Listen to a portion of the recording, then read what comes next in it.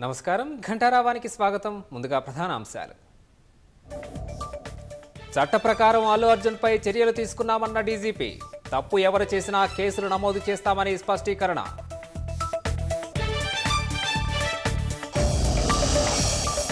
సినీ పరిశ్రమపై పగబట్టినట్లుగా సీఎం వ్యవహరిస్తున్నారన్న బండి సంజయ్. కక్ష సాధింపు చర్యలు వేడకుంటే కాంగ్రెస్కు బీఆర్ఎస్ గతే పడుతుందని వ్యాఖ్య. ఈసీ సమగ్రతను నాశనం చేయడానికి కేంద్రం కుట్ర చేస్తుందన్న ఖర్గే. ప్రజాస్వామ్యంపై చేస్తున్న దాడికి వ్యతిరేకంగా పోరాడుతామని వెల్లడి. రాహుల్ గాంధీకి ఉత్తరప్రదేశ్లోని బరేలీ కోర్టు సమన్లు. ఎన్నికల ప్రచారంలో కులగణన వ్యాఖ్యలపై పిటిషన్.